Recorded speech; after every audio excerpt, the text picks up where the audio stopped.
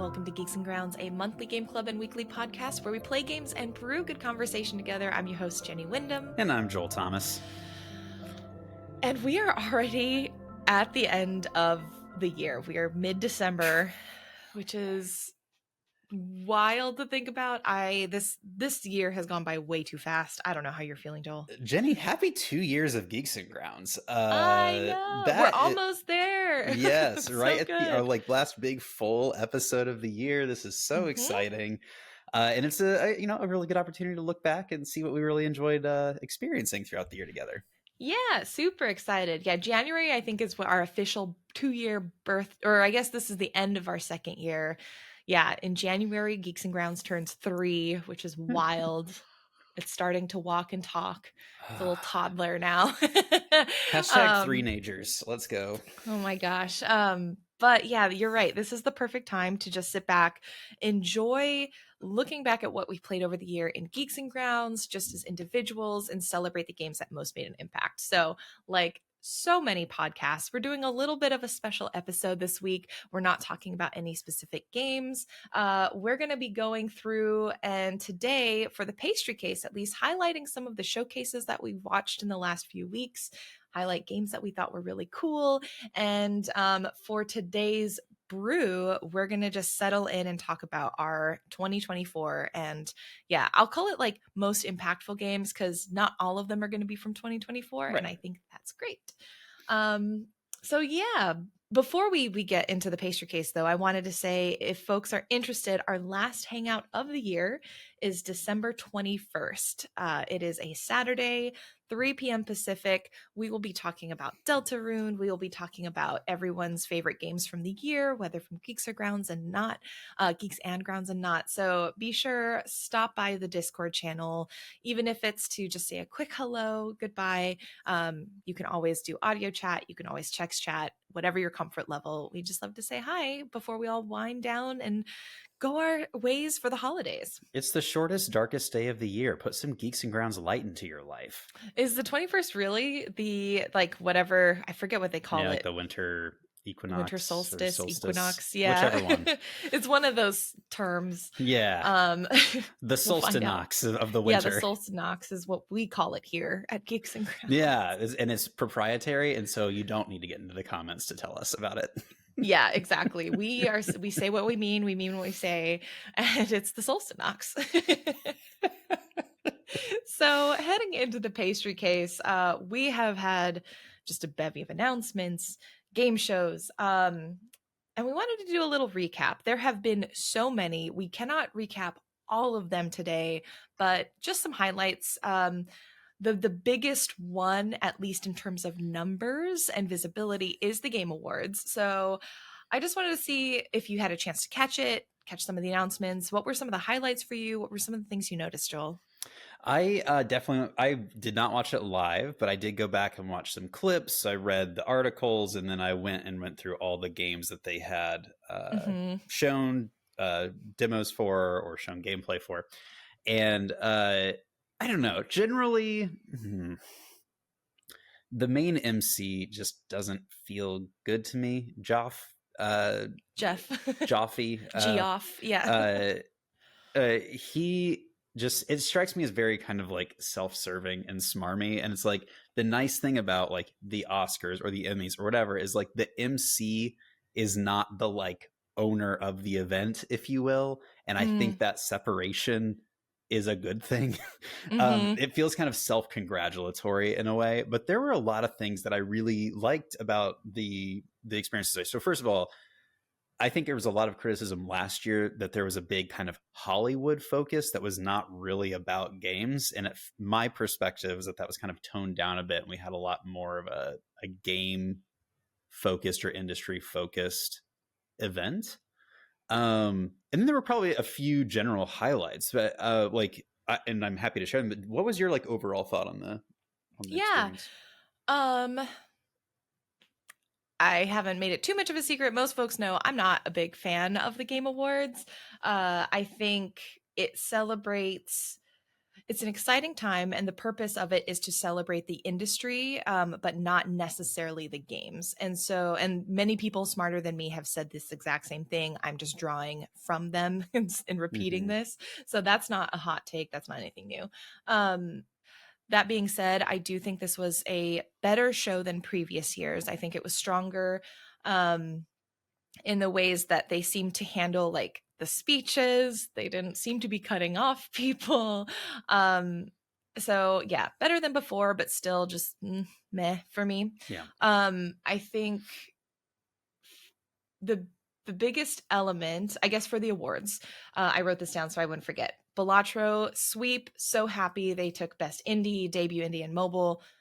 I would have been shocked, honestly, if anything else won those categories. Balatro deservedly won, and I'm so happy. Really happy about Astrobot also sweeping like four. Same. I haven't finished Astrobot. I Mm. have played a little bit of it, and it is incredibly charming and fun and wonderful. So that was super well deserved. And honestly, I was hoping for that to probably win Game of the Year personally compared to some of the other nominees. So I was very happy to see that. I had the Yeah. same feeling, like it Astrobot winning.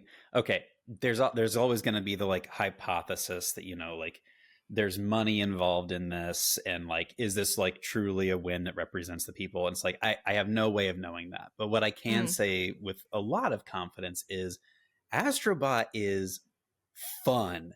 It is a fun game, and you feel good while you play it, and it has that kind of addicting element, and it has the cool experiences with the controller. And I gotta say, like, there's something about that feels really important to me, that like, mm-hmm. I love games that make me think and have great discussion and exploration and graphics or whatever, but it is really hard to quantify fun. And Mm-hmm. Astrobot is fun. And I think like there's something about that in games. It's like easy for me to lose. And so Mm-hmm. having that type of game come through on top was something that I really liked. Yeah, I completely agree. I'm really, really happy it won. Um, Refantanzio got best art, which I was pretty happy with. I think that has some strong art design. Um, I honestly didn't care about who won narrative. It won best narrative. For me, A Thousand Times Resist should have been nominated. It should have won. Yeah. My friend Natalie put on Blue Sky like any game showcase awards situation that doesn't have A Thousand Times Resist in its best narrative doesn't count. Doesn't count. It comes with an And asterisk. like I kind of felt the same way. So, Yes, fully. happy that they won, but I just felt like the industry on that level. And again, it's like that's why this is about the industry, not necessarily about the games. Right. There's a different sort of rubric being used here. Um, again, not to discount the winners. They obviously deserve it, but just to contextualize. Yeah. And I am happy because Final Fantasy VII Rebirth, we'll talk about it when we get into our top games of 2024. I think when I played it, I had a really, really strong time with it. I think with time away from it, more and more and more of the holes kind of came through. So did not expect it to win very much, but I was hoping that it won best music or like score, Mm. because I think it absolutely knocked that out of the park, and it did. So I was very happy to see that. Yeah, I guess, did you have any other award stuff that you Yeah, noticed with that? I think it's worth kind of referencing the Larian Studios speech. The Mm-hmm. head of the studio came and presented award, and got some time back that he did not get during last year's acceptance speech. And he talked. He gave what I thought to be a really strong and specific speech about how the future of high quality games and like the best games is going to be the ones that are made not based on solely profit margins and not based solely on market share, but based on the creativity and artistry behind the creators. Mm-hmm. And I thought it was, I was just so glad that he said it. And it also Yeah. kind of, it wasn't as explicit a dig on like the crazy amount of layoffs that have happened this year, but it definitely like referenced that as well. So I would say like that to me was a really important moment. And the fact that it was as a part of the game of the year, you know, reveal meant that like a lot of people heard it. And hopefully, I mean, who knows what any of this stuff will mean, but it's just I'm so tired of that not being swept under the rug during these types of events. And so to me, that was really nice. Yeah, I really appreciated that Swen got the opportunity to say that. Again, it's like, could Jeff have said that?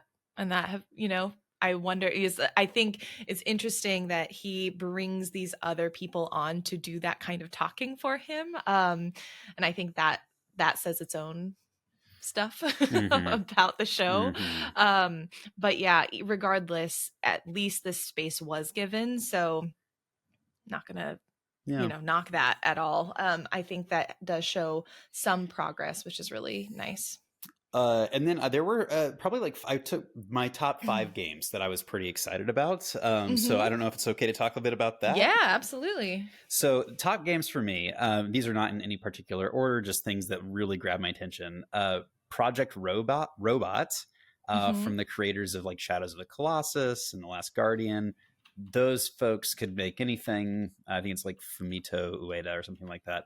They can make anything, and I'm going to play it. And this just had like that energy and vibe that I don't know, excites me about their worlds. Mm-hmm. Split Fiction, I saw this on a few different showcases come forward, this kind of co-op game that kind of blends fantasy and sci-fi.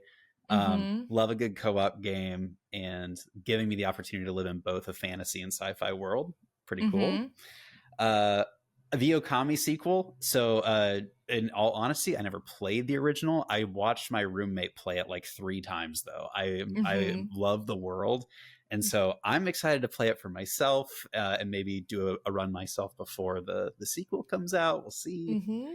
uh Yeah, that's the one. I think in the Geeks and Grounds Discord, the most people were excited about this mhm. Akami announcement, which was really cool to see. Duly noted, everyone. Just saying, duly noted. Yeah, so that was great. I also uh have never played it. I've also only watched friends go through it. So I've seen it, but I've never mm. like held it in my You hands, know what we should do? We should play the first one together, but like you play the first half and I watch, and then I play the second half and you watch, and that way we The get the best person of in the both second worlds. half is also going to be at a severe disadvantage. Oh, I'm just learning these Oh controls. What's God. going on? And the trailer, I'm awful at like the Ninja Gaiden games, but the new one, Ragebound, the trailer for it looked Mm, so cool. Like it told mhm, me nothing about the video game, but it like from a visual design and intrigue perspective looked just rad. So yeah, those are some of the things that I was pretty excited about from the Game Awards. How about you? Is there anything that caught your eye? I did want to shout out because we mentioned it last week. The TGAs did used to have future class. And so I did a little bit of more looking into if anyone else was doing research on what was going on with it. This article is from Nathan Grayson from Aftermath, who wrote an article titled "With the Future Class on Hold, the Game Awards attempts at doing good produce mixed results." And this details a lot of what we talked about, where, Swen was brought on, and a new initiative was brought into the Game Awards, which was called the Game Changer Award. So Mm-hmm. instead of having Future Class, Game Changer was like the thing that Jeff and his team created to celebrate good being done in the industry, which is great. We love celebrating people, seeing what they're doing, making a positive difference. The person they celebrated was a, let's see, I'm scrolling to try and find it, was a person who is known for helping with like sort of employment in the industry and highlighting work around sort of letting layoffs, people who've been laid off get support and resources. Amir, Mm-hmm. and this is the quote, Amir is positioning himself as sort of the expert, sort of the number one Google search result for games, jobs, resources that provides exclusive perks and funnels viewers to other people's blogs, but most of whom charge for paid speaking gigs, coaching, and career optimization, says YouTube video essayist Morarty. So people are talking and sort of examining how this person has been lifted up as like this very altruistic person, but there is a business sort of mindset behind it. And I thought that was a really interesting analysis of what was going on, where one of the comments made is that by Nathan is, in that sense, Satvet, I apologize for the pronunciation, is just about the most appropriate pick for this distinction imaginable. He does a good thing, but in a corporate friendly, non boat rocking way, and while working for some of the industry's largest, most powerful companies, because he also works for Tencent, which is huge and known for acquiring studios. Got it. This and is probably will always be the conflict at the heart of the Game Awards. Keeley badly wants to be recognized for doing good, but he is keenly aware of which masters he serves. He has to be. Otherwise, the access and sponsorships dry up. You cannot act as an agent of change when your very existence is a product of the status quo. Mm-hmm. And they go on to say that they really hope that Future Class does return, but they're not sure if the Game Awards staff is able to provide the resources for the Future Class, and they don't know what the future of this program holds. So just a really interesting article. It's the only one that I could find that like delved into what's going on with some of these like do good initiatives that the Game Awards has, which for me was a lot of like the hopeful kind of saving grace of the show. Yeah. I don't know. Do you have any additional thoughts on that? I also read an article about it. I'll see if I can find it again and send it over. But it was a similar take that this year was impoverished by moving to the singular game changer instead of the future class. They did note, however, that this person's I didn't get to watch the actual clip, but like their speech was, it felt very sincere, was kind of the takeaway. And it was like, although like there's obviously like a profit motive behind their work, and like they are a business, that it's clear that they actually do care about the work that they're doing. And I feel like in our society, operating within the bounds that we have today, I feel like that's about the most I can ask of a person. Yeah, so sure. I don't know. It's just, Yeah. It's complicated. I think that the work that this person is doing is absolutely good work. I think it's the wider question of like when you have an entity like the Game Awards, which clearly has huge visibility, a big amount of resources. How are they choosing to allocate that? Who are they choosing to uplift and why? And I think particularly like not knocking on this dude, more looking at the Game Awards as fully. Why is it more important to you to uplift one person who is doing great work versus a wide array of creators and who you've already chosen, yet you're not providing the resources? Like, what are the benefits for you? And I think that's what this article really highlights, that it's easier for them to control the narrative of one person versus a wide variety of people who have very distinct and strong opinions. Yeah. I totally agree. And I think too, like, it's to your point about like what master is Jeff serving, like this person's up here talking about the good they're doing by providing these resources for those that are getting laid off. But is there a serious conversation at all about why these layoffs are happening? No, not really. Like they're not calling into question the consolidation and investment structure in these games. They're not calling into question the way these games some games are given way overblown budgets that they can never hope to like get a reasonable return on. There's no calling into question the operating models that the game industry is using, because that is a threat. So instead, it's like when you lift up, what's the thing? Oh, there's a great meme where it's like a news article that's like, 5th grade robotics team creates wheelchairs for disabled kids in the community. And it's like lifted up as this like really positive thing. But it's like, hey, y'all, this is a dystopia if we are relying on 5th graders to create these tools. Like, exactly. So it kind of reminded me of that meme as I was like reading through about the speech itself. Yeah. So I don't know. I feel really conflicted because it's like, I think ultimately we should celebrate people who do good. We should celebrate the games that people make and the hard work. But then we have only well, we don't only have this avenue, but this is the most visible avenue There it currently. is. Exactly. And so I think this is where it's frustrating, where it's like, you know, um, do we continue to give this attention? I mean, obviously, we're talking about it right now. Like we're feeding into it in that way, even as we speak. And what are the ways that we can like feed other avenues and other aspects of the industry that are doing this work that don't necessarily work within those systems? Because I agree, it's like it's just hard and frustrating to look at, and then also self-reflect and be like, dang, what other showcases can we explore that are also doing incredible things? Which is why we're actually going to turn our attention to a few other showcases that Yeah. are doing some really good work, and are celebrating many of the same games. I have one that I'd love to shout out. It took place on December 10th. It was pretty snack oriented. Mm.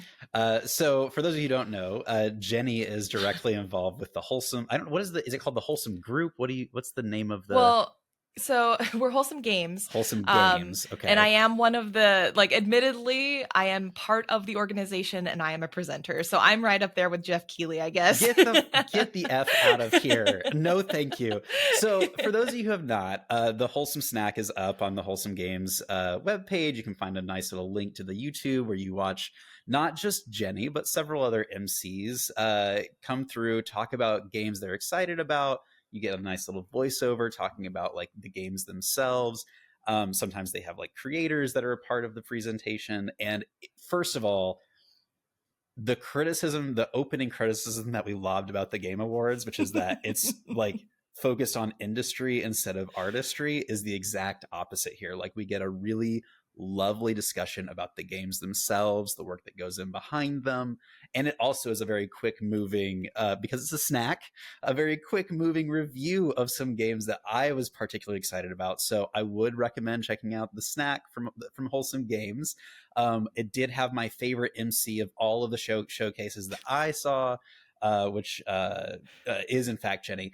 And then I just love the voices, to be honest. Like as you guys were creating and planning for this, I thought there was something really special about the way, the authenticity, I think is the word I'm looking for, the authenticity Mm. behind the conversations and descriptions of these games that we have a reason to be excited about. And I have some favorites from the list that I'd love to share. But what was your experience doing this? What are your thoughts kind of coming out of it?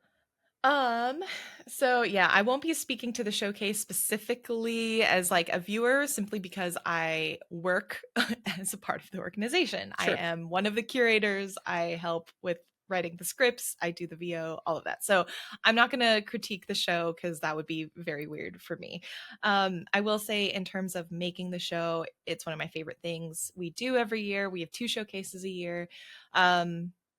One of the things that we've been trying to do is bring in creators from this space. And so for content creators to have the chance to be able to introduce the games that make up the niche that they focus in. And so it's always really fun for me and really, really hard for me to not only curate the games, but also to try and find creators and balance creators that are more well-known perhaps within the community and creators that I think should be uplifted who maybe are still growing their communities or maybe not as visible as some of the others. And so that was one of my favorite parts this year. I think we had some really incredible like co-hosts come through and help introduce the games. And yeah, I think we had a pretty like I really like a lot of the games that we got to announce. This was the first time we've had this many like reveals. I think usually the snack is for updating people on what games are maybe getting release dates or um maybe what's happened. Do they have a DLC or a content update? And every year we're getting more and more new game announcements because developers are trusting us with that information and with the power of that announcement, which feels very the responsibility is high. So yeah, it's a really fun showcase to do. I'm very proud of it and of the team and all the devs that trust us. So yeah. The power is yours. I'd love to tell you about like the four games I was most excited about, and the Mm-hmm. two among the four that it's like absolutely will buy, absolutely will play. So Mm-hmm. Mm-hmm. my tops as I was going through, and if I mispronounce any of these, I hope you'll help. Tales of Seku, Secu? Seku. this, I mean, a life sim with magic is like, I didn't know that I was interested in this genre Hmm. at all. Cause like life sims, like, I don't know, Animal Crossing is one that's like, okay, yeah, like this kind of moves in that direction, but usually it's not my vibe. But it's like Hmm. the idea of putting this kind of the magic system into this felt very like, oh, what would it be like to have like Hmm. a day-to-day experience, but you also had a bit of that magic Oni favor Cute. Yeah, flair. And so yeah. that one I was like, that's one of my like top two of the four that I love. The second of those Hmm. is Aikyom, this Yeah, Bollywood Icam, yeah. Bollywood inspired dance battle game that had perhaps the cutest art style and character design of any game I've ever seen. Like I would have previously said like the Zelda games, the recent Zelda games that Hmm. have been coming out that have like that really cute like character design. But this looks amazing. AIKYAM for those of you looking Yeah. to look it up. I was like, I'm not amazing at rhythm games either, but like this looks incredible. The devs are, I got to meet them actually at when I visited Toronto for a game, like a talk that I was giving at an event, and they are incredibly sweet and lovely people. So yeah, that Mm. was really, I was very happy to see that we got to include them. Awesome. Kind of rounding out my top four, Despelote, the slice Hmm. of life exploration of childhood and soccer in Ecuador in like 2001. Really interesting looking Hmm. game. Looks like there's like a really cool story happening there. And then on the exact opposite end of that spectrum, Duck Detective, the Ghost of Glamping, looks hilarious. And I'm very into this. Yeah, and actually your selections, I love hearing what people gravitate towards because it's been very different. I've talked to a bunch of people and been like, what are your like top 3 or Mm. top 4? And what makes me really excited is A, people have a wide variety that they're picking from in terms of title names, but then when people are selecting, I'm seeing such a variety in the genre. And so like this is a bit self-congratulatory, but I feel really proud because one of the biggest concerns we had when we were in our initial years of the direct was people were like, oh, this is the cute game showcase and this is Mm. the farming game showcase. And I mean, yeah, we have a lot of very cute games, but I think the farming game showcase was one that I wanted to avoid having that connotation, because while there are a lot of farming games that are wholesome, there are a lot of many more genres that are represented that I wanted to see get celebrated. And so like you have like an RPG, a mystery game, a Hmm. like slice of life like soccer game, and then, a life farming sim. And so it's really cool to see that variety. Yeah. Thanks. You set me up for that. Perfect. If you want to clip that and use it as part of your promo materials, Yeah, I'm yeah, happy to thank you. sign whatever document you need. Perfect.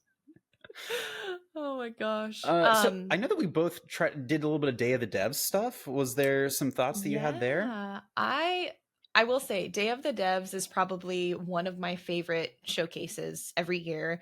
I feel like every year they are able to curate really interesting games, games that like I don't know, they are one of the best, I think, in curation Hmm. overall. I had a few titles that I was very excited about. I think most of them I had heard of already, but it was just really exciting to see like content updates. What I love about Day of the Devs too is they always they take fewer games into these showcases, but they allow those developers to have more time to talk about their process and what Hmm. it's like making the game.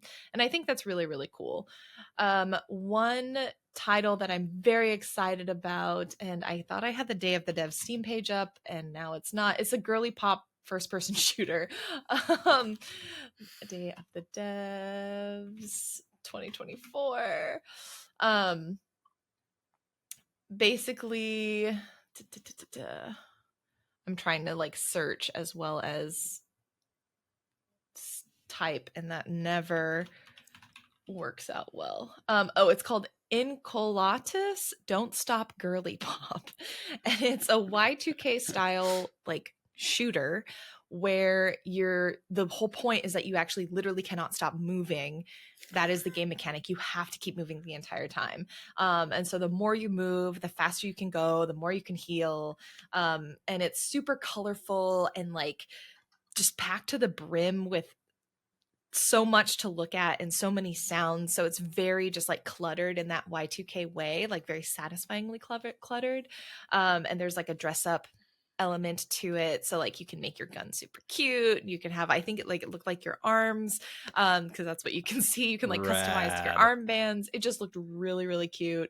I don't normally like first person games or shooters, but this took on an aesthetic that I think we have not seen very often in this type of genre, and it makes me very excited because between Infinity Nikki and this game and a few other titles, like girly games are just seeing this wonderful renaissance, and I am here for it. Take Crank, the movie starring Jason Statham, make it a first-person shooter, and then make it girly, and you have this Coladas Don't Stop Girly Pop. That's exactly it. It is Crank but girly pop. I think that's the perfect description. Hire me. Yeah, exactly. Oh my gosh. What about you? Did you have any titles you stood out? There were a lot similar that I had kind of seen before. One that somehow I had not at all heard of that was an absolute standout for me was Feltopia. Which, if y'all have not, it's Feltopia. Check out the design and look and feel of this game. It is like that kind of handcrafted looking, like stop motion-y looking experience. It looks visually like one of the most interesting games I've ever seen. So it immediately caught my eye and my fancy. Yeah. They were at PAX West and they had some of the assets from the game at their booth. Like they hand felt everything and then like scan it all in. Like so this is all like truly hand felted. And what I loved is that if you played the demo and completed it, they gave you a hand felted like heart badge. So I have that somewhere. They're incredibly sweet people, and it was just like, I love seeing games that take on textures from other media. It's just so much fun, and from what I played, it felt pretty good. Like it's early. It was, when I saw it, it was much earlier than even this, and they're just announcing it really publicly. So yeah, I'm very excited, and I wish the devs all the best because they were very sweet. I remember when the like Yoshi's Island, like the Yarn Yoshi Island recent game that came out for Switch came out. I remember thinking like it was cool and beautiful. It was like there was just something that wasn't quite as texturized as I wanted, and this game feels like it's delivering on what I wanted from that game. Yeah, no, I know exactly. It's like almost like plasticky because it's so like shiny perfect in the yarn, and so it's like not quite there. Yeah, I know exactly what you mean. Hold on, I have a sneeze that's like on the tip of my nose, and it's not happening now because I'm talking about it. Okay. Did you see Blueprints? Did you play the Blueprints demo during the Steam Next Fest? I totally missed that. Blueprints. All right, Blueprints. Which when you say it fast, sounds like the word blueprint. Yeah. So this is like an architectural roguelike where you are investigating this mansion and building it as you investigate. So you know how in Hades, like you go into a different room, but before you go, you like pick what type of room you want to go into, kind of like that. So you are like trying to get to this one room in the house. It is, so many squares away, and this house has been left to you, I think, by your uncle or grandpa, someone who had just passed away, and was like, this house is for you and this is your test. Are you smart enough to solve the riddle? And so as you go through each room, you try to sort of gain new buffs, gain items, access to doors. Really fun demo. I was so excited when I played, and seeing this trailer made me very excited because it says it's coming out in spring 2025, so not too long to wait. Very cool. The like images that I'm seeing remind me a lot of the house from Edith Finch, but just like slightly nicer. So it's a good way to get you drop the Edith Finch thing in my world, and it's a great way to build some credibility for me. For sure. Did you have any others from Day of the Devs that stood out for you? No, I think that was kind of the big one. Like I said, a lot of them I had kind of experienced and seen before, but that was the one that was like, whoa, this is completely fresh and new for me. Yeah, I will shout out one more. It was called Curiosmos. It's a little space game that looks almost like it's made with clay. It's Mm. got that kind of texture. And basically, you're creating a solar system. So, first, you like sort of hit these asteroids together, and then you create a planet. And then, once you have the planet, you can start experimenting with its like biosphere essentially, and then there's like a black hole that pops up, and it's the cutest black hole you've ever seen. And it just, this game looks adorable. And again, I really have warmed up to space games. I used to hate games about space, and then I played Outer Wilds, and now I'm like, I think I'm into space I'm a games. space girly. I am. I think I've converted. So, Curiosmos is the space game that I think I'm most looking forward to. No release date yet, no window, but it looks very cute. Awesome. Love it. Um, we won't go into detail unless you have anything you'd want to shout out officially. But we also watched women-led games, Latin American games, incredible showcases in their own rights. They have wonderful curation. If you have not checked out their pages, you absolutely should. I've wishlisted quite a few titles from both of those. And today, as of recording this podcast, December 14th, I just saw there's a horror game showcase happening. So I'm going to be checking that out later because I have discovered a love for horror this year that I did not know I had. So yeah, we've been feasting. It's It's been a a good great run. time. There's a Yeah. lot of exciting games coming out this next year. And what's interesting for me is like, I know there are some big AAA releases, The Witcher 4, which we didn't even talk about. Oh yeah, Like there's yeah. some like big name games coming this year, but it felt fresh to me. Like a lot of games Mm-hmm. that got discussed and the games that I'm most excited about are not coming from like well established previous IP. And I think like Yeah. that feels very different from what we were experiencing kind of the last 2 years where we had like big Zelda games, big Final Fantasy games, Mm-hmm. things like that. So yeah, something that felt a little different to me going into 25. Yeah. I feel like also, I don't know, especially as someone who, because you have typically played more AAA games. And I think the last 2 years, especially, we've been like pulling you into like these more indie spaces where it's Mm. like not as AAA. I guess I don't know if there's anything to comment on there, but do you feel like some of that has been just more exposure to these other titles or a little bit of both? So we talk about this occasionally here on the podcast, but like I think I am the target audience for Geeks and Grounds. Like people that like have got the full-time job. I don't work in the games industry. I am constantly like I especially prior to this, I didn't buy many games because I didn't have any way of feeling comfort that they were going to be good. So it was like, well, Mm. I can kind of rely on AAAs that like there's probably some minimum threshold of quality. I realize, ha ha ha, that is not so much the case these days. But like back then, Oh no. um, I used to kind of have that mindset. It's like, well, if everyone's buying this and it looks interesting, like there's probably a good chance that I'll at least enjoy it. And I Hmm. think what Geeks and Grounds has given me, like, truly is the curation that people like me who are not deeply in the know about games can play games that are truly great that would have completely Mm. flown under my radar otherwise. So I think Hmm. it's really about that. Like, you, Jenny, as like this excellent curator of experiences for us, an excellent curator of conversation for us, I feel very lucky to be a part of this because again, I feel like I am the target audience and I get to play along. So Yeah. yeah. Oh, that's so sweet. Thank you.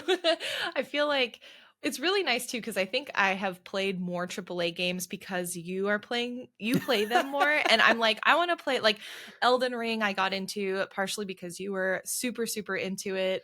Metaphor, I was like, oh, I think I'm gonna play this, and I feel like Joel would probably play this because I was telling you about it, and then I was like, I think if Joel's playing this, I probably want to play it too because it's one of those big games. Final Fantasy, so I feel like also it's really nice because for a long time I was like not even looking at AAA, not because Hmm. I don't like them, but because I didn't feel as connected. But it's been nice to have you provide that balance of like, but here's also what's going on in the AAA space that's like more sort of conventional, yes, but also it is a big deal and it's a big deal for a reason. And we should like not forget that there is value to the AAA space.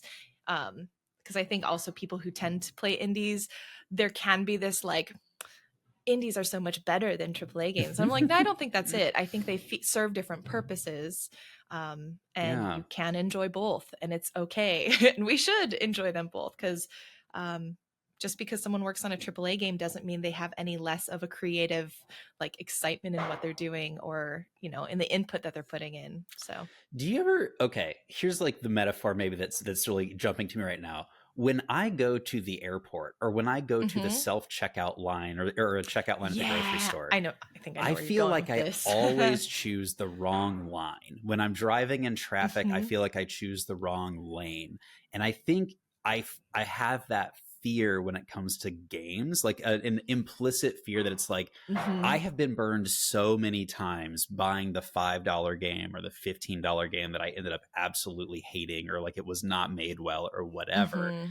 that like there's this fear that it's like if I don't go with like a AAA game that has some implicit something, then I'm just going to be let down. And there's something about like Mhm. Geeks and Grounds for me that's like, hey, so there's a person that's holding a sign that says this lane, and like I get to go to the good lane.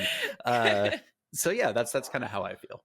Yeah, I appreciate hearing that. I think, it's one of those things where, yeah, I don't know. It's funny because I didn't intend it necessarily to be that feeling, Mm. but I feel like the more we have done this, the more that has come up. In not a bad way, in a good way. And so that's been kind of cool. So, yeah. Geeks and Grounds, don't choose the wrong line for security at the airport. That'll be our new tagline. Yeah, exactly. Asterisks, no promises. If you're actually at the airport, this is just a metaphor. Thank you. Metaphorically, in parentheses. The longest podcast name ever.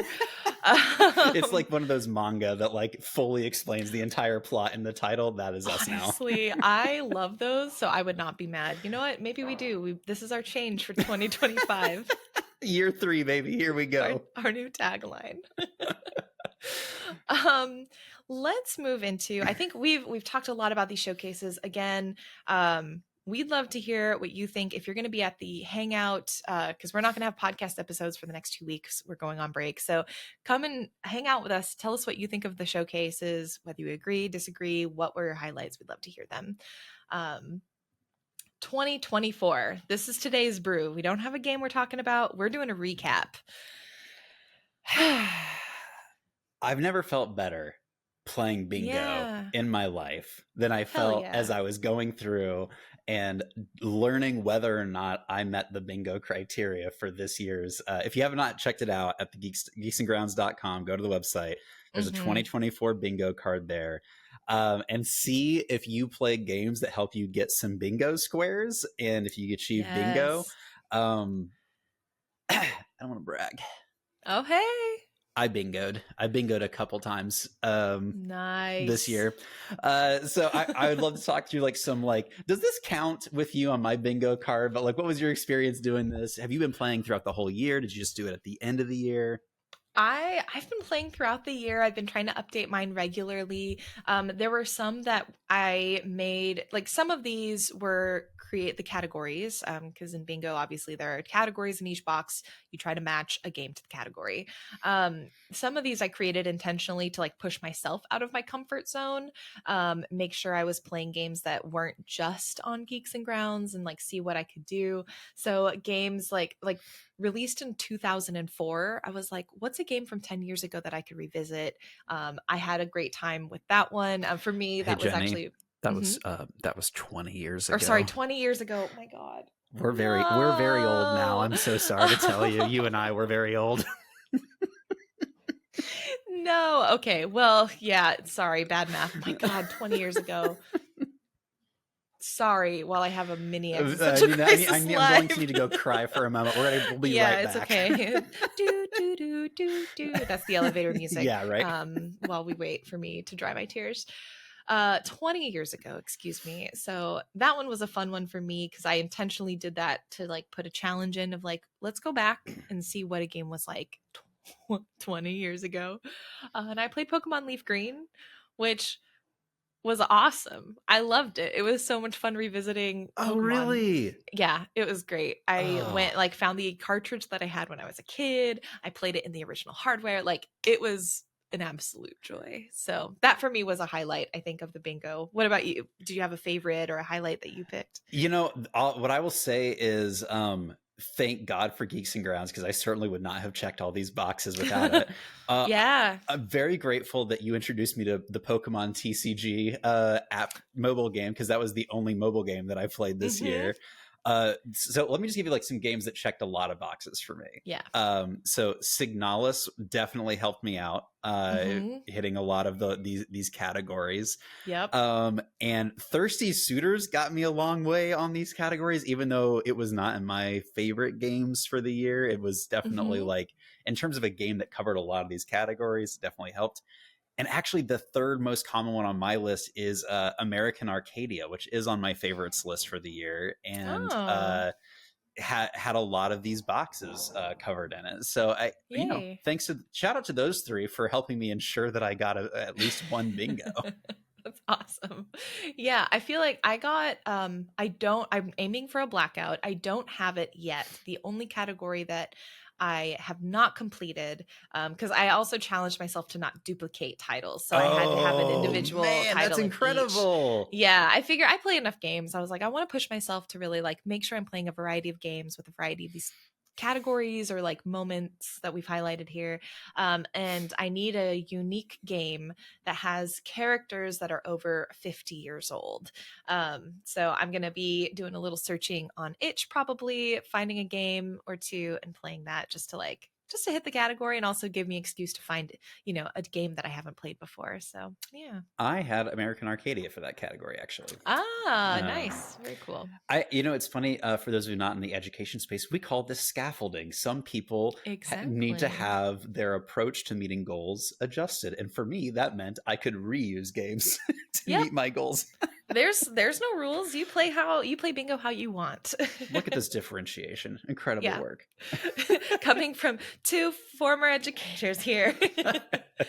But I think also, I mean, okay, as former educators here, this bingo card, hopefully, if you were following along, we're going to do one new one for next year. The goal of this is fun. It's kind of fun to like be like, oh, what did I play that like hit these different things? It kind of forces you to remember games. Like Hmm. I actually forgot that we played like American Arcadia, and I forgot that I played Never Yield. And there's some games that I only remembered because I was like trying to think through what I played. But also some of these, like if you're playing games and you have nothing with characters over 50 years old, maybe that's a sign to diversify the types of games you're playing. Or if you haven't played a game by a Black developer or a trans developer, a Southeast Asian developer, maybe that's a sign, you know, challenge yourself, push yourself to find a game created by Mm. people who may not have the predominant like majority voice in games currently, to or at least in terms of developed published games, and expose yourself to different perspectives and stories. So yeah, While a we're in little the bit of an educator process thing there. of reflecting, Mm-hmm. I think this is one of the biggest ways that Geeks and Grounds has actually changed me as a player. Mm-hmm. So, when I read books, a lot of times I will pick a theme for a year, like Yeah. a book of like all women authors, or coming from like specific backgrounds or whatever. Um, and I did that consciously when I was probably 23. I started doing this because I was like, I was an English major, like I've done the canon, I'm over Mm-hmm. this. And I realized that I needed to hear from different voices and perspectives than what the like quote American English canon was. And I had never applied that same lens to games. And I think Geeks and Grounds have made me realize that that was like a real opportunity for me. Like, maybe, Joel, the reason you get bored with games sometimes is because you're drawn to the same Mm. games because that's what you're exposed to as a kid, and like all the biases that come in from that. And I think one of the things that Geeks and Grounds has me do is explore the creative process and the teams that are a part of that as a way for selecting games, which is something that I had never really thought of before as kind of a comparable thing. So Yes. Yes. That's exactly what I planned. Um, Once once again, I'm the again, target audience here. I'm like, let me just slide you some money here. Thank you for saying that. No, Oh I'm yeah, just all the kidding. money that we Yeah. bring in from Geeks and Grounds. Yeah. We're schmillionaires, everybody. Did you know? We are not schmillionaires, No, please. please.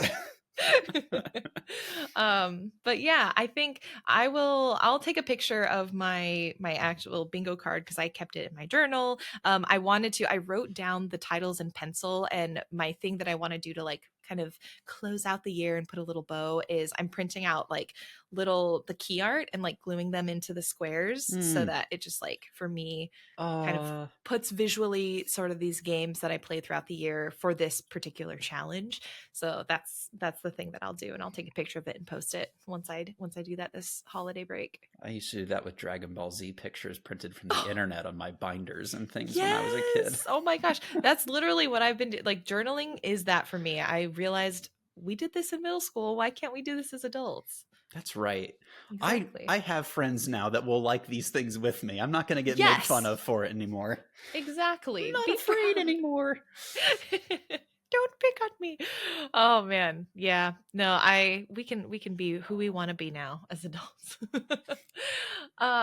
So that brings us to the main brew. Oh, sorry. Before we really officially move over, I really wanted to not forget. Shout out the Indie Game Awards.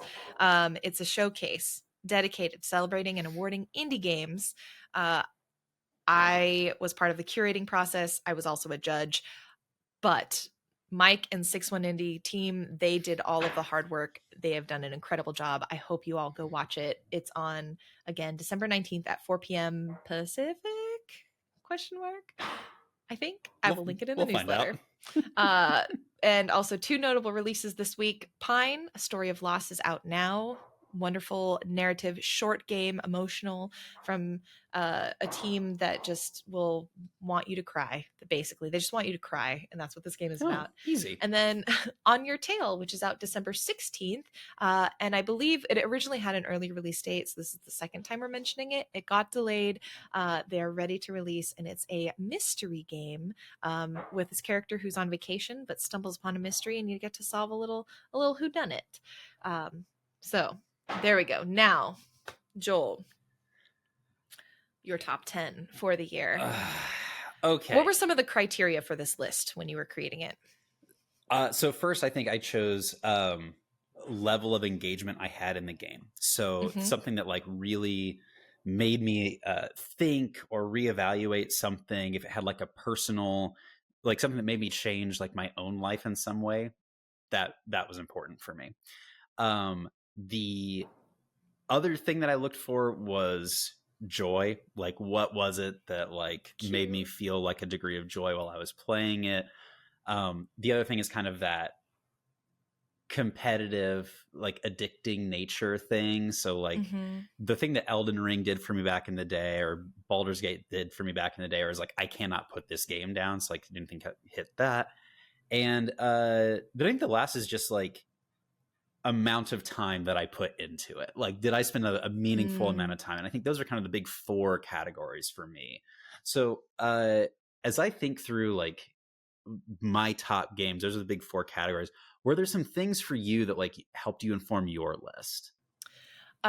You put it really well, like in really succinctly. So I won't add to. I had a lot of the same pretty much all of the same categories as you. I think the only restrictions that I gave myself when I created this list were the game could not be an early access or a DLC, just because I wanted that level of challenge for myself. So sorry, Fields of Mystria, we'll get you next year. And I also, when we talked, we were like, when we create our lists, if you wanted to pick something not from 2024, just you played in 2024, that counts. I decided to just narrow it down because when I created my initial list of games that like really had an impact on me, it was about 30 games. And so I was like, I need to knock this off and like give myself more restrictions. And so I did end up limiting myself to games released in 2024 just to provide myself that level of like challenge essentially. Wow. So yeah, so I like this because your game list includes anything played within 2024. And then Hmm. mine only includes 2024. And I love that we have this variety because I don't know. I think when we get to the end of the year game lists, people can get, I don't know, kind of um, touchy about like, oh, it has to be this and it has to be that. And it's like, no, we're just Mm, celebrating what we played. yeah. You do it how you want. So This it's is nice we have also, I these think, two. let me add into that other asterisk, which is, I mean, those of you who have been part of our community for a while, like, like the difference between like Jenny and Joel and like the amount of games we play. So for me, most of the games I played this year were Geeks and Grounds games. So we played like what, 13 or 14 games as Geeks and Grounds. Yeah. I maybe played 5 or 6 beyond that. So not a ton of games. Which Hmm. means a lot of my list is going to come from Geeks and Grounds. So that's going to be my bias in my list. So apologies in advance, but I'm also not sorry because there are some bangers on here. Yeah. And I think, again, that's kind of, that was, when we talk about reflecting and some of the hopes for Geeks and Grounds, we're in ending year two. Like, one of my hopes was like to have a podcast and a community where it's like you could be in the games industry, you could not be in the games industry. This could be your first time playing games, or you could have played games growing up. Like, there are so many different ways that we can engage, and it's no less like no one way is more valid than another. So I think it's really nice that I love that we have these sort of two perspectives where we both Mm-hmm. love games, we both love enjoying them, having fun with them, critically examining them, and we can do it and we both have fun together even though we do it in different ways. So it's just kind of nice to like have that represented in this list form even, which is cool. Exactly. So shall we dig Yeah. in? Yes, do you want to do like your number 10, my number 10, and Let's like go up go that up. way? Yeah. Okay, I will, but I cheated on number 10. So I'm sorry. I'm You sorry, cheated everyone. I'm so, so already? sorry. Oh my If we had started god. with number 1, I would have snuck this in and it would have been fine. But we're beginning with me cheating, I so did I'm going to not get mean to call caught. you out. Okay, sorry. Okay, so Cheater. I'm going to start with number 10 and I'm going to cheat and I'm going to I know that this is going to upset people within our community, but it is how I feel. Number 10 for me is a tie between 2 games, Citizen Sleeper and American Arcadia. I couldn't choose Oh my between them. I god. No, I'm know. just I'm kidding. so sorry, everyone.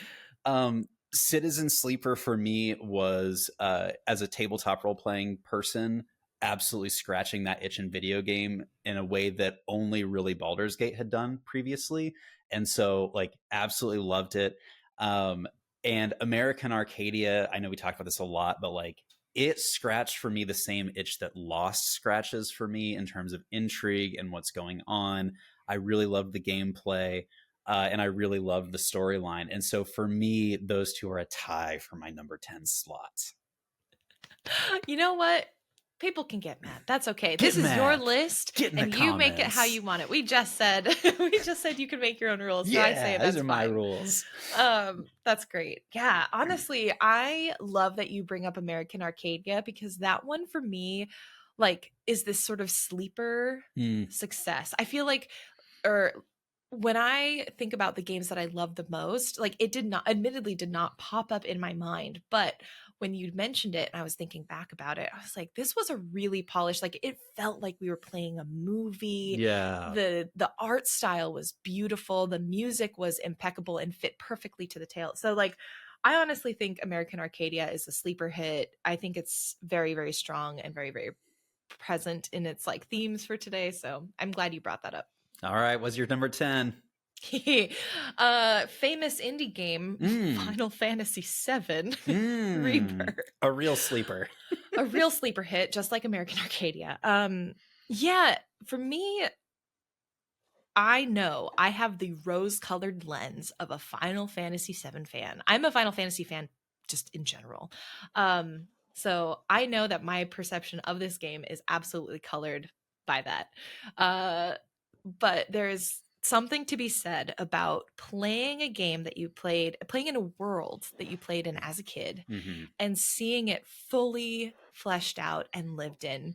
The detail that they were putting in the open world of Final Fantasy VII Rebirth, where I got to go to these cities that I had in my head and see them sort of like just in incredible, beautiful Mm-hmm. 3D render. Mm-hmm.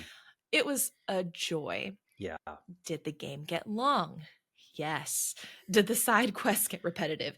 Yes. Did the ending make any sense? Not really.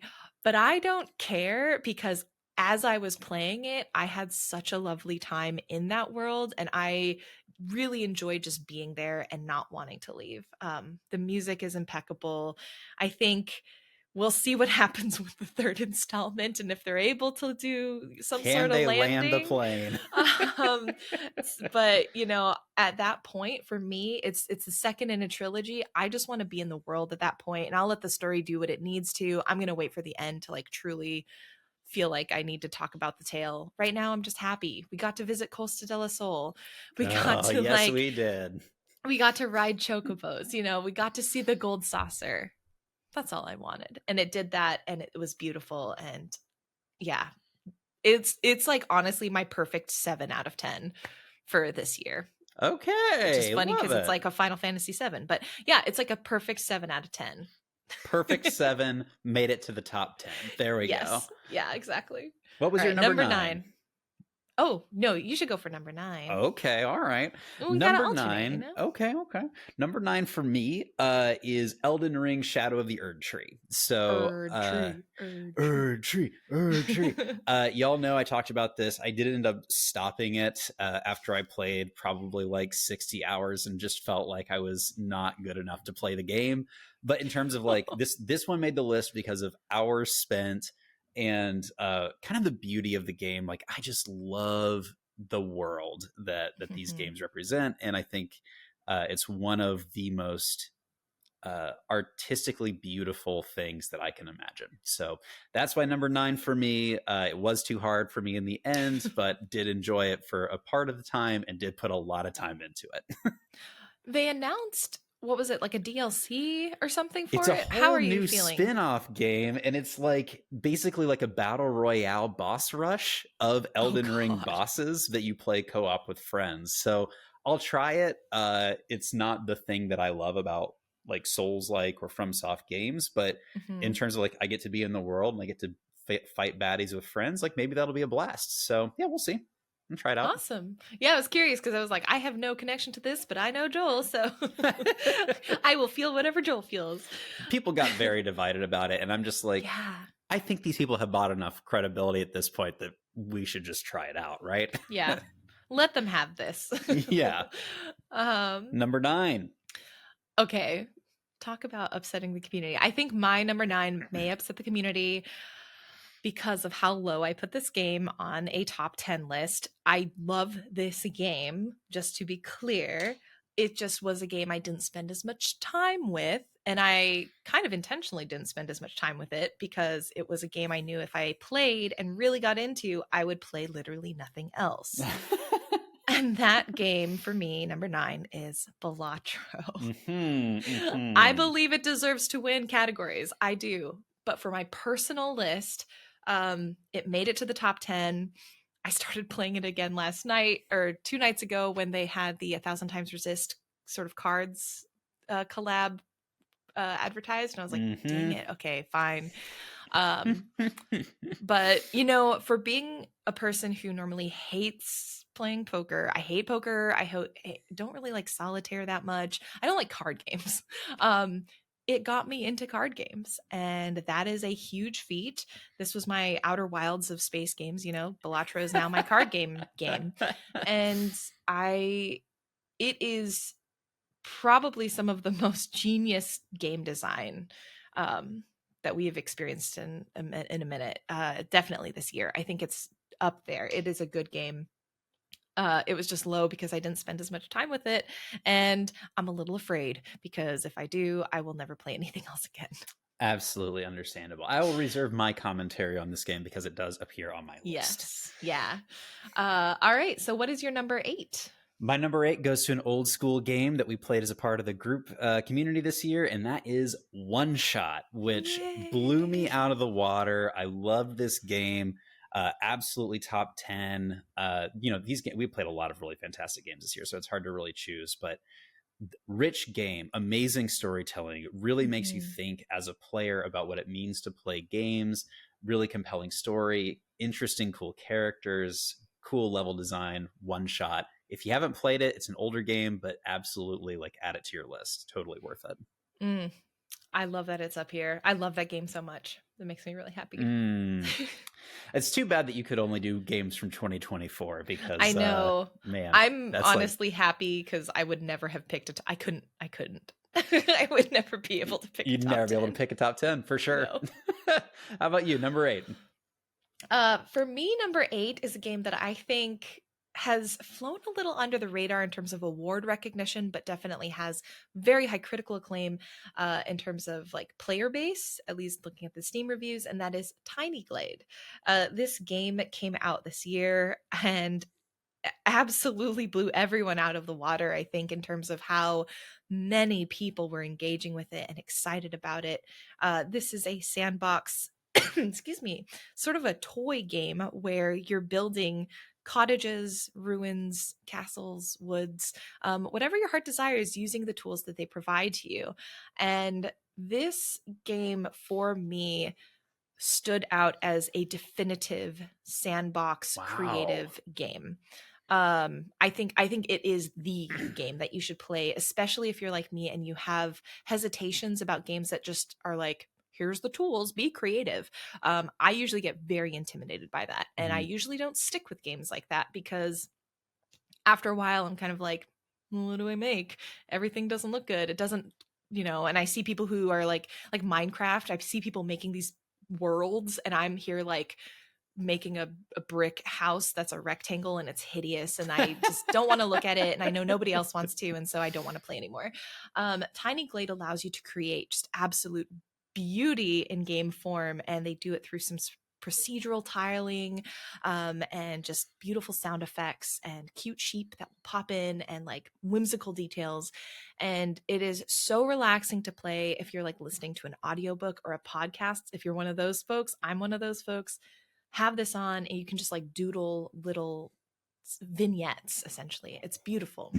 Okay, let me So ask you yeah. this though. Let me give it the Animal Crossing test. My Hmm. favorite thing to do in Animal Crossing is I don't know if you remember this, this is so long ago, but I turned my entire island into a maze, and I built like a low wall maze. If I wanted to build a maze in Tiny Glade, Yes, Tiny Tiny Glade, Glade. Yeah. can I build a maze? Yes, you absolutely could build a maze. Amazing. Okay, So it passes sold. the Joel test. Passes the Joel test. Another reason why it's in my top 10 at number 8. Love So it. yeah, Tiny Glade, beautiful, beautiful game. Also, it's made primarily by 2 developers. So it's like if you look at the level of polish and you look and it's like it's a small team, 2 people. It's just a feat. So I think it should be Amazing. recognized for that. Number 7 for me is a true perfect 7, as it is where I put Final Fantasy 7 Rebirth. And I think you listed a lot of reasons that, like, for me, it was like it was amazing, but maybe there's some hesitation. I'm Hmm. going to say the reason that it bumped its way up my list is because of Queen's Gambit, which is the card game Oh, within yeah. the game, which was and still is my favorite part of the whole experience. It is Hmm. so cool. And the way it ties into like a meta narrative within the game, like amazing. So nothing more to add beyond what you said. I'm enjoying it. I'm actually hoping to finish it over this holiday break. Oh, Uh, yeah. and yeah, Queen's Gambit within the game. Amazing. Queen's Gambit is like that should win an award itself. It's so Absolutely. good. Number 7 for you. Number 7 is a recently launched title, and it's been so much fun to play. I feel like maybe there's a little recency bias. I don't care. It's taken over my mind. My number 7 is Sorry We're Closed. And it is a survival horror game, but with the most vibrant aesthetic. Mm-hmm. The character design is out of this world. It's freaky in all the best ways. It's about relationships and it has this wonderful slightly disorienting, but I really love it because I've never really experienced it, perspective change where you actually can move between first and third person's perspectives to pace depending on what you're doing in the moment. Mm. So combat is in first person primarily and exploration is in third person. I think that's really fun. It's added some really interesting ways that I found myself navigating the space, like looking around corners in first person, going back to third, and like it's been a joy to play. I'm not quite finished. I'm almost done. I think if you have the opportunity, play it. It's great. I'm having an awesome time. And I think they're up for a bunch of awards in the horror game awards that are happening Oh, on nice. today on the 14th. So, yeah, really cool. Awesome. Number 6 for me is Animal Well. Fantastic platformer game, puzzle platformer. I will tell you, this would probably be a lot higher on my list, except Mm. I hit some sort of glitch on my Steam Deck and it erased like 2 hours of gameplay. And it was the 2 hours No. where I got the bubble wand, and the like having to go back to get the bubble wand again is just a daunting thing that I have not had the desire to do. So I feel that. it really is a great game. Would highly recommend it to y'all. The one thing that hit me was that like slow down, which reminds me of when my youngest brother deleted my Sonic 2 save file when I was on the final boss, and I was like, Oh, well, guess I will never know what happens with the final boss of this game. it's so frustrating when your momentum is lost like that because it's Mm-hmm. like sometimes you just Can't get it can't back. go back. Yeah. Yeah. Oh, I feel that. And that's a hard one too, because also if you ever like the one gripe, and it's on my list too, and I'll speak more to it later, but I would say the one gripe I have with that game is that if you stop playing and you forget where you are, you're kind of done. Like Getting there's a back in is point, like impossible. yeah, it's like if you're early enough, you just restart. If you're far enough and you don't remember, I'm so sorry. Like you might just have to restart unless you took good notes. So, Yup. oh. What was your number 6? My number 6 was Lorelei and the Laser Eyes. I love a good noir vibe. I Mm. love a good game that makes me take notes. I love a mystery. I love weird, and Lorelei and the Laser Eyes is all about that. Thematically, it's about the nature of creation and art, and I love that it gets into some of those heady places Mm-hmm. because that Mm-hmm. I'm just a fan of games that sort of are thinky games like that. But ultimately, it is a really good puzzle mystery game. I feel like this team is incredible. They are the same team that made Sayonara Wild Hearts, which is like a pop album acid trip, like incredible experience that everyone should play. And to see them go from like this pop vibe to this noir weird vibe Mm-hmm. has been a joy. And I think anything that this team not goes, does, I will follow. Like anything they Oh, do. I think they have some incredible work. And so I feel like this game really went under the radar. It came out at a time when a bunch of games were coming out, and I think this one takes more to dig into, so it's a little bit harder to explain and understand. You just kind of have to play it, and if you're the kind of person who likes puzzle games, this is the one. Like, play this game. This amazing. is probably one of the best puzzle games of the year. Wow. That high Hmm. praise. High praise. All right, we're in the top 5 golden rings. Yeah. For me, this is where Balatro landed. And I think Hell yeah. the only thing I'll really add on top of what you described is, one, this is like the ideal travel game for me on a plane, like, and Mm-hmm. which is where I put most of my time in. So it's quick and addicting, and so for me, because of the amount of hours on flights it has gotten me through, it hit the top 5. Mm. Yeah, I'm happy. I believe it. I feel bad because again, I know 9 is low, but it's just, sometimes games don't hit you in the same way, and I'm glad it hit you at number 5. 9 is low. Jenny, you played like 50 to 100 games this year. Like, I don't think 9 is low. Oh my goodness. It is a really good travel game though. It got me through Mhm. a few airport rides as well, plane Hit me rides. with your number 5. All right. So, My number 5 is a little old game, little old RPG called Metaphor Refantasio. It is so fun to play. Admittedly, this game has picked up where Final Fantasy, I think, has dropped the ball for me personally in terms Whoa. of style and just like being willing to go from like 0 to 100 and kind of just be not apologetic about it. Hmm. Hmm. I love like Final Fantasy 10, basically 7 through 10, maybe a little bit of 13, but I love the Final Fantasies that were like really normal and then all of a sudden it was like, what is this archangel we're fighting and now we're like defeating God? You know, it's that meme, right? Now we're fighting God. Yes. And Metaphor goes there, and I love it for that. I think their enemy designs are so wonderful, and the music, the battle music in particular, Mm. like I heard it and I was instantly just like, this is my new workout song because I feel so pumped up even just sitting here in my computer. I think what it does in a really like lovely way is it takes this narrative about that takes on topics of discrimination and racism and like these sort of elements of politics. And while I think folks have critiqued it because it is very like very positive and very surface level to some extent, I think it is absolutely okay to enjoy that kind of narrative and take it for what it is and say, hey, we need a positive thing. And it's good to have a story that says, racism is bad, discrimination is bad, and we're going to try to make a better world. And I think, yes, it's simple, but I don't care. We Hmm. need more of that in the world right now. So just a basic sentiment is fine. Um, Fully agree. Let me draw a yeah. parallel. If y'all have not heard or watched Creature Commandos, the new cartoon on Mm, HBO, it's from the DC universe.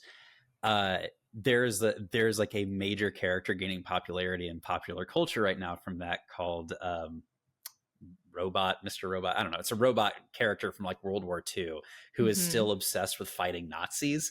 And it's like, what a timely character to bring back, this old automaton that wants to fight Nazis and has like a very simple, like, you Nazi, you bad, Nazi bad.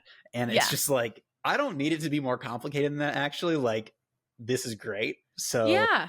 You know, like at this point, especially I will take simple messages that are very obvious. I think for anyone interested, actually, I don't know if you watch FD Signifier. mm-mm. He is a YouTuber. He has this he recurringly he has a series sort of where he looks at particularly media and men and portrayals of like toxic masculinity, and he did a recent video that examined that, but he also spent a section talking about like media literacy and how a lot of these villains are seen as heroes when they really should not be seen and interpreted as heroes. He talks about the Joker, the one dude from The Boys, like the main sort of Captain Yeah. America guy Hmm. looking guy from The Boys, and he talks about how like the showrunners of The Boys in particular have had to get more and more overt with their portrayal of this character as a villain because people keep taking him as a hero.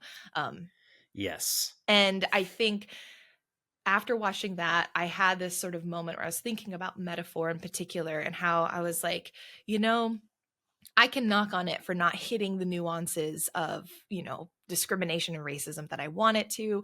But at the end of the day, it's trying to do something that I think more games should try to do. And I will celebrate what it's trying to do.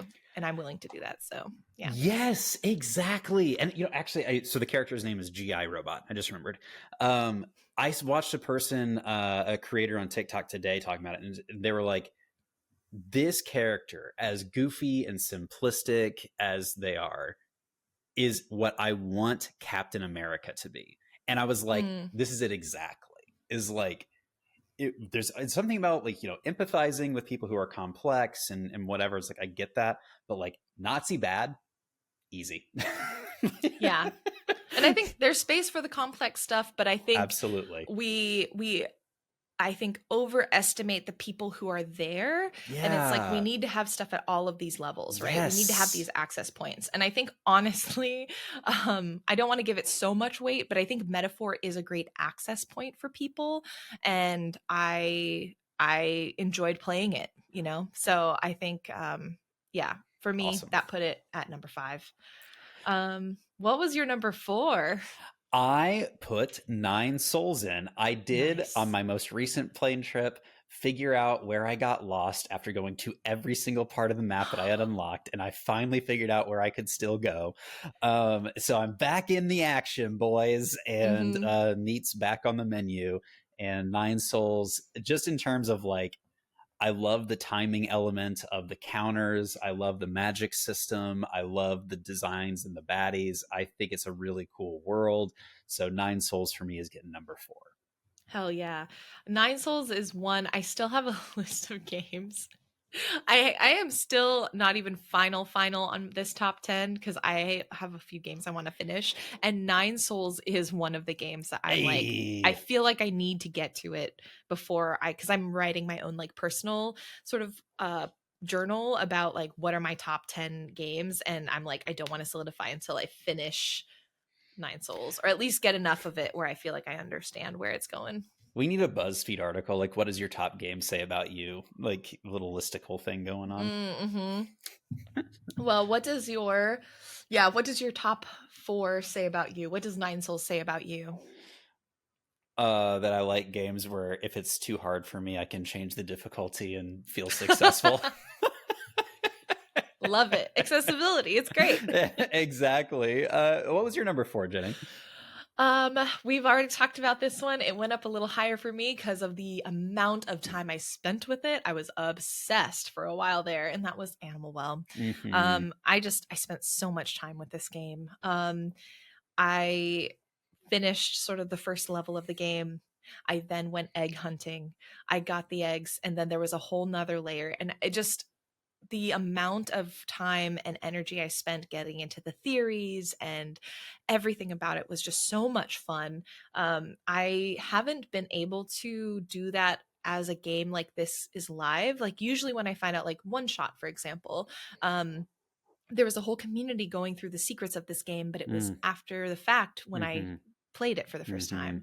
So having Animal Well go live and I was playing it, and actually there was a Discord for journalists and like content creators who got keys early, and so we were already in there theorizing, and that's what really helped me initially, and it was just so much fun. So it was an experience, not just like a game for me. It was just a communal experience that I will never forget.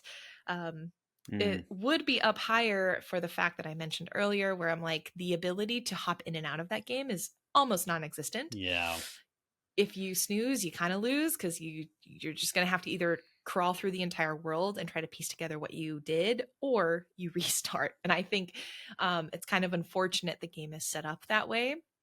And I also feel like what could make this game supreme would have been a little bit more of a narrative, a little Totally bit of agree. a thematic tie-in. Yeah. Maybe there is one and I just didn't get it, but I didn't see it. So for me, I think this game was a wonderful secret for secret's sake, puzzles for puzzle's sake, nothing more than that. And it was a joy. So yeah, Yeah. that was my number 4. Departing from puzzly games, number 3 for Yeah. me is Pure Story, and that is Firewatch. Another Oh yeah. game, older game that I got to play this year, a staple of this world that I'm just so grateful that we got to play. I found myself like feeling very emotionally connected to the characters and the story. I was obviously Mhm. very engaged by the mystery, even though I obviously missed a really crucial plot point. For those of you who did not catch our series on that, go back and play Firewatch, listen to the game.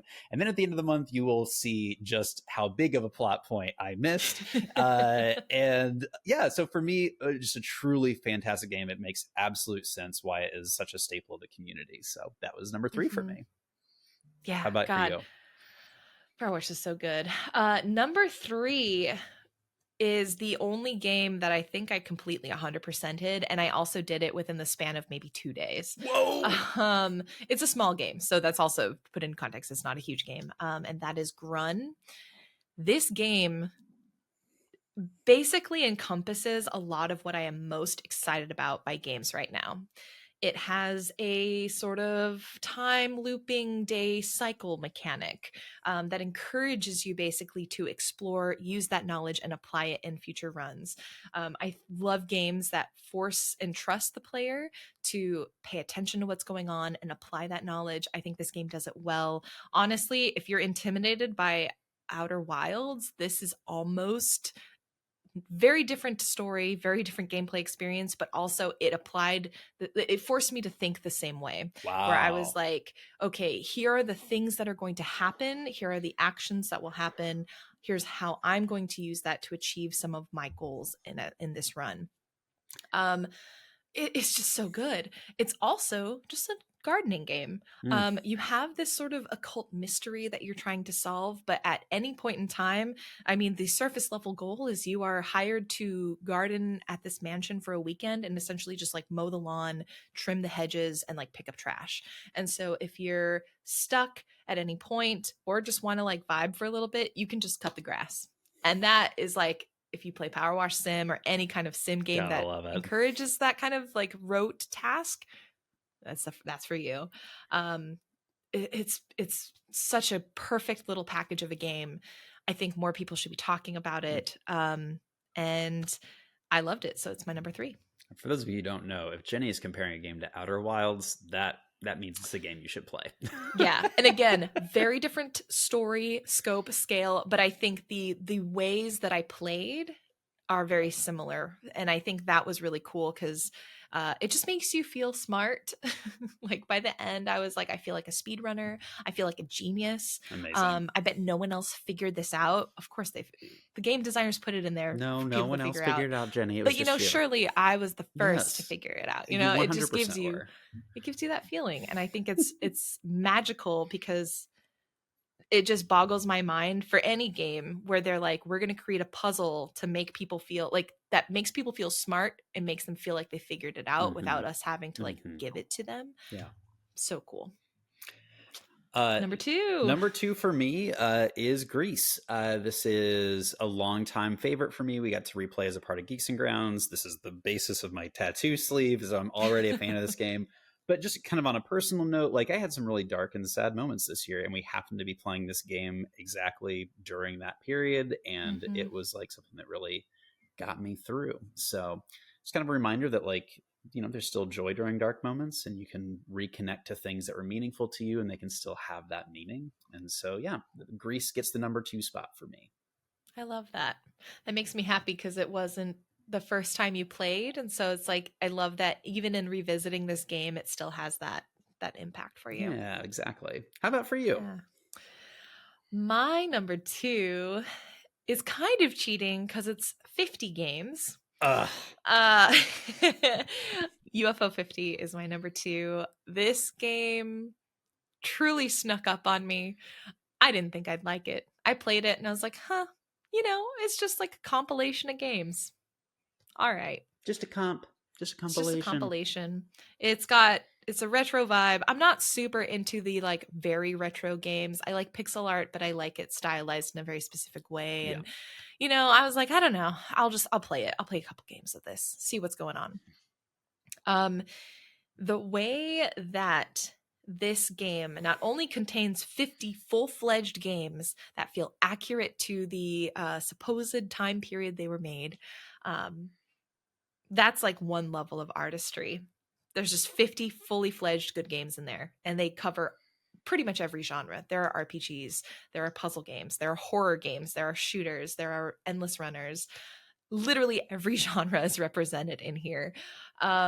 But then there's this additional layer that as you start to play, you are learning about the history of this fictional studio that has made all of these 50 games. So when I you did go not over, know that. you undust the cartridge, you get a little history about the game, the context in which the game was made, in this sort of fictional world.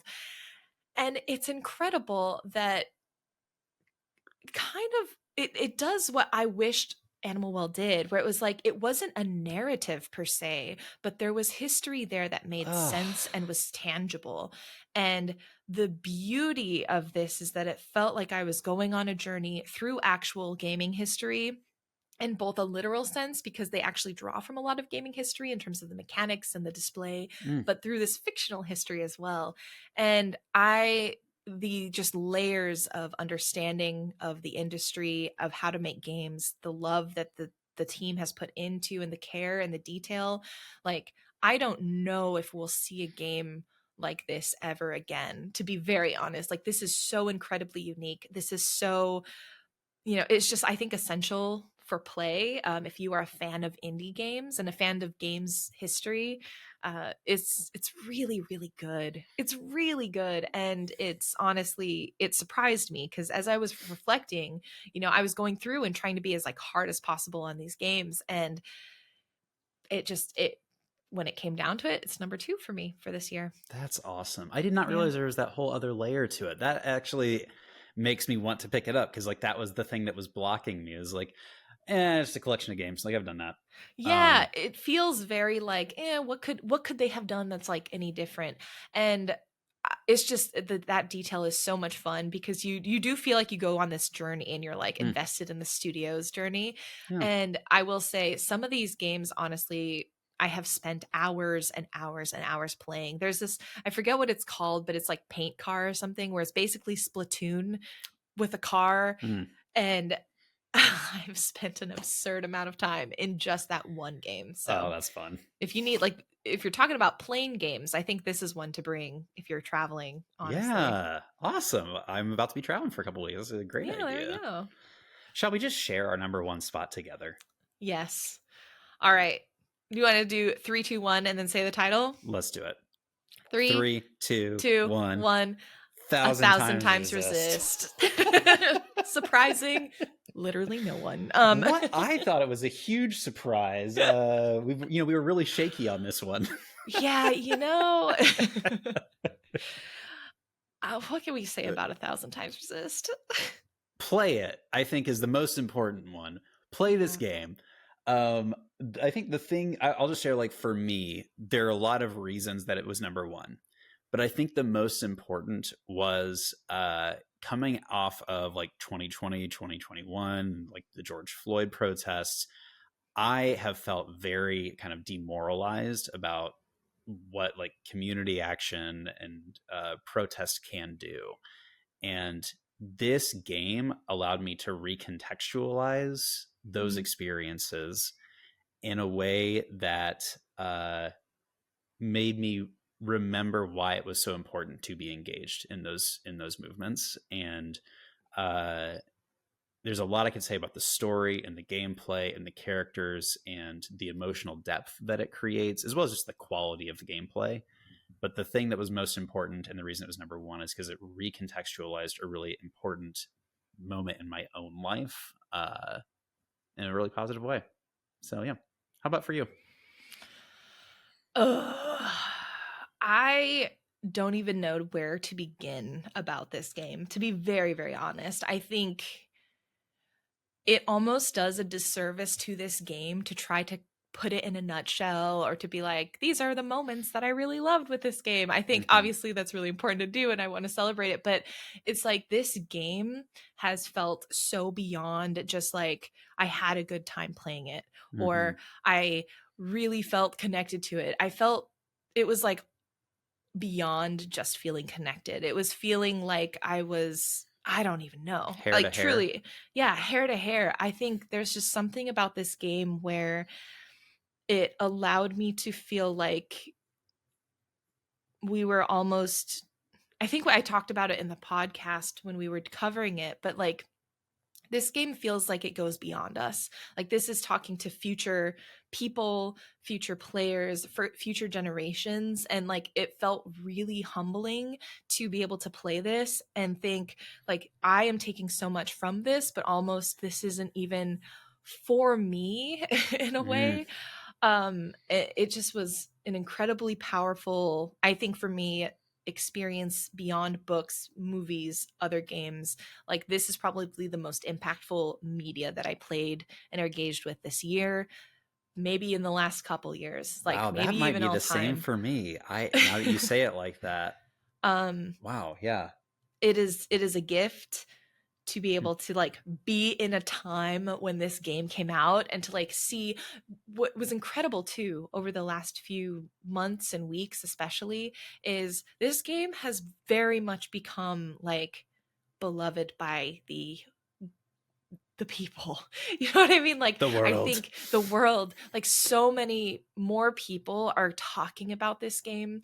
And I think what's been incredible is more than any other game this year, I have seen people advocate for this title to share reflections on like what they have gotten from this Mm. title, what they hope others get from this title. And I think this game more than any title this year has connected players uh, that I just am speechless about. Like it's just beautiful to see. So I don't know. I have a lot of feelings. I'm still trying to organize my thoughts around this game, but I love it with all my heart. So, number Maybe 1 what for me. maybe what we need to do is like create the Geeks and Grounds Game of the Year award. The GGGYOTA Yacht. TYA. Yeah. Where we get like one of those Hallmark stuffed bears and you can like And record, we and know. we just record this clip of the audio of our podcast and put it in there and be like, hey, Just here send it you to go. them. Honestly. GG awards. I would love that. uh, Yeah, this I can't put into words just how much this game means to me and I think to a lot of the people who played it. So, yeah. There are moments from this that I still think about a lot. I think about the conversations between the mother and the father in this yeah. game a lot. I think about that stairwell scene at the end of the game a lot. Mhm. Um, there's just some moments that are so poignant and so beautifully designed. I'll use the word choreographed. Uh, that added a layer of depth and meaning that just Mhm. I haven't seen anywhere else. It is incredible. Yeah. No notes for A Thousand Times Resist, honestly. I mean, it's like, yeah, I could get into nitty-gritty, but I don't care. This Yeah. game is perfect. I mean, my biggest complaint they patched by adding a map. So, yeah. Yeah, I will say that is like talking to other people who are who are playing. I think that is like the biggest people are like, how do you not get lost? I walked down the same ramp, walked up the same ramp. I don't know where the rooms are. And I'm like, yeah, but you know what? Just enjoy it. Hair to hair. Just Hair to enjoy the hair. journey. Yeah. Just You got to get, explore. if you were to move your mind blue to red, uh, maybe then you'd appreciate it. Techie Grace Joel. That's what I'm Exactly. saying. Yeah. Hello, it's me, Jenny, Kimchica, Edit Chica. Obviously, this is a quick interruption from the regularly scheduled podcast. We recorded the episode a little bit earlier because of some holiday travel for Joel, so I wanted to take a moment and highlight a listener message that we got in response to the reflection question this week, asking about your favorite games and your highlights for this year. And so this is from Sarah. So, thank you, Sarah. Sarah wrote that it's so difficult to say what my favorite game of the year was. I feel like because I recall the most recent ones more, that I identify them as being more enjoyable. If I don't remember all the details of a game I played in January, it mustn't have been very good, right? Obviously not. Sidebar, I totally agree. This is why I started actually journaling my games, is because I couldn't remember what I had been playing. And so keeping track, whether you are a journaler or if you like using an app like Backlogged, which I love. If you have Backlogged, let me know. I'd love to add you. But it's so nice to have these like records so we don't forget the games that we played all the way back at the beginning of the year. Okay, back to Sarah. So, Sarah created some categories and highlighted a few games. First category for Sarah was favorite 2024 release, Botany Manor.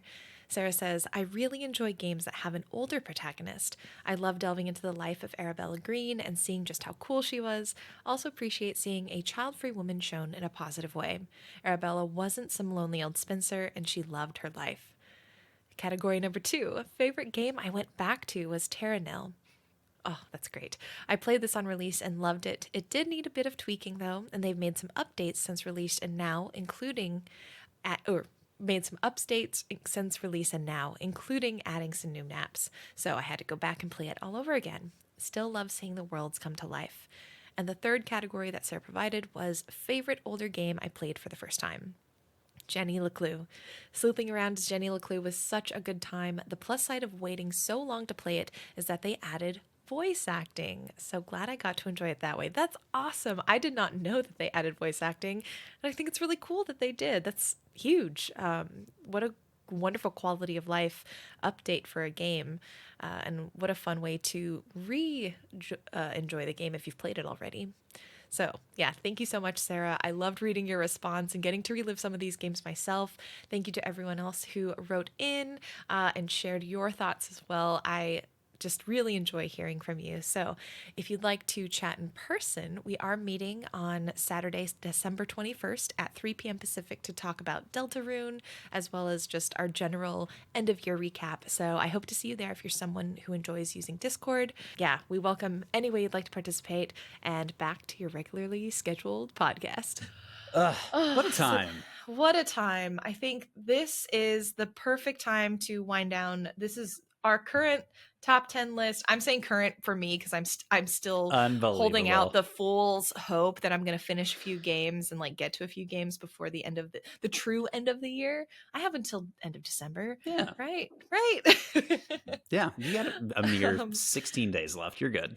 I mean, okay, admittedly, because we had a top 10 list for the Indie Council podcast, and my list was also like, for example, Sorry We're Closed wasn't on my Indie Council list because I hadn't played it yet, and I was playing it as I was making that list, and now I like edited my list, and I think I'm going to edit again probably when Nine Souls, happens to me. So I'm trying. I'm like trying to be as comprehensive as possible. Good. But yeah, again, we have a hangout at the end of, or not at the end of the month this week. It's the end of this week, 21st. Come and hang out. Love to hear what games are in your top 10s, top 5s, favorites. Just what you're excited about. That brings us to the final segment of the show, and that is to announce the community selections for 2026. No, sorry, 2025. Oh my god, I almost just had us like do a leap year apparently and just skip 2025. Don't do it. I have a lot of hopes for 2025 that I need it to be a better year. Oh my gosh. First you told me 2004 is 20 years. Now I'm trying to say it's 2026 next year. What a rough time. Time doesn't mean anything to me, clearly. So what we did was we had a couple weeks of voting. Members of the community have put in their nominations, voted. We used ranked choice votes. I will say it took, I believe it was like 26 rounds of counting through the votes for the ranked choice. Wow. Because there was a lot of votes, and yeah, it was a lot of deliberation on the computer's part because I did not manually count that was all done through the app. But we did come out with 6 community selections. I'm really excited. We're going to share all 6 of them here. What I will do over break, I thought I would maybe share the first 6 months, but I want to wait because I'm looking at a couple of release dates, to be very honest. So we'll share all the community selections. I'll let everyone know what the first month will be, which will be a community selection, and yeah, and then we'll close out the episode. How does that sound, Joel? Hit it. All right. So the 6 games that were voted in for this year by the community are Control, Lost Records, Bloom and Rage, which isn't even out yet. Doesn't even have, or no, it has a release date, but that one's not even out yet. Pentiment, Chance of Sonar, Final Fantasy X, and wait, was that 6? That was 5. What was the last one? Oh my god, I only wrote down 5 of them on the list. Hold on. I am so all over the place. Let me just say it again. I have the website up. Control, Lost Records, Chance of Sonar, Return of the Oberdin, I Was a Teenage Exocolonist, and Final Fantasy X. Those are 6. Yes. Those Wow, are the done. crowd is Sorry. loving it. I think I said Pentiment, and that was not that was a nominee, and it got close, but it was like right underneath. So sorry. Good. It was a good sentiment of It's a Pentiment, good but it did not sentiment of make the list Pentiment. from the Yes. community. Oh my gosh. So the first game that we're going to play for Geeks and Grounds 2025 is Control. So over the holidays, if you wanted to pick up Control, hopefully it'll be on sale, or maybe you already have it. We're going to be starting that in January. Lost Records, I think it doesn't even release until March. So just know you won't be able to pick that one up until like February, March. Chance of Sonar is out. Return of the Oberdin is out. I think everything else is out. Final Fantasy X, I wanted to specify we're probably going to play it or do our playthrough off of the 10.2 like sort of like package that came out. It's the one that's on Steam. I think there's slight differences because there's the multiple versions. And so just in case you're like getting super specific, that's the version we're playing. But yeah, oh my goodness. Cannot wait. There we Also, go. y'all know I'm a huge Control head. Definitely pick that up. I'm pumped to replay it for January. Yeah, I'm super excited because yeah, I have not played it. I'm going to be trying to play it over break so I can like gather questions and thoughts and resources and stuff, but like I have been wanting an excuse to play Control. I was really excited when it was nominated. Extra excited. This one was actually by far the number 1 pick for everyone. Was it really? Yes, it had the Cool. most votes when all was said and done by the end of the, again, like 26 rounds of like going through all of the votes and counting.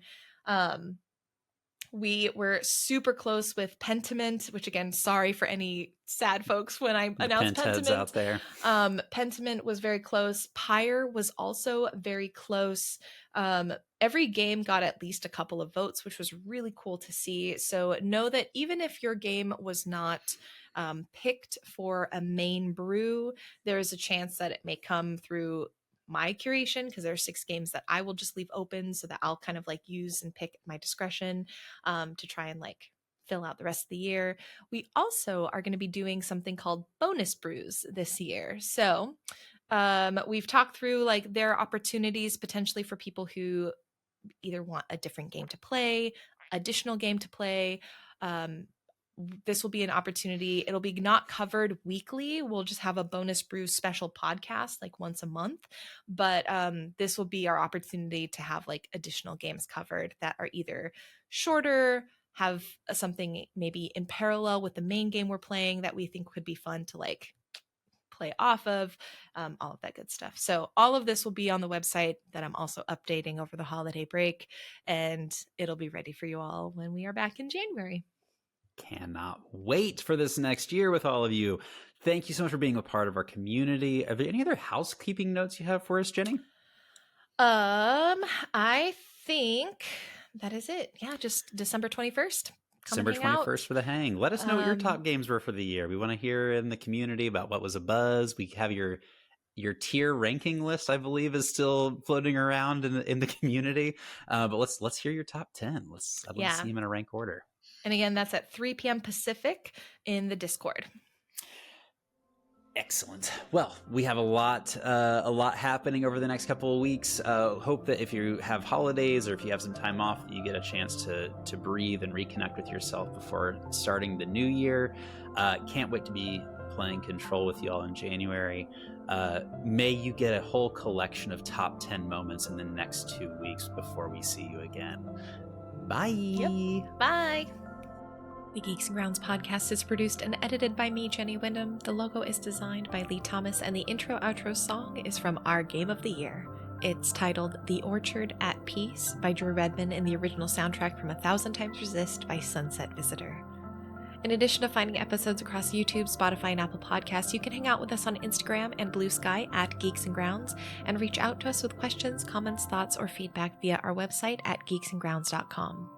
Thanks again for listening. Thank you again for a wonderful 2024, and we'll see you next year in 2025.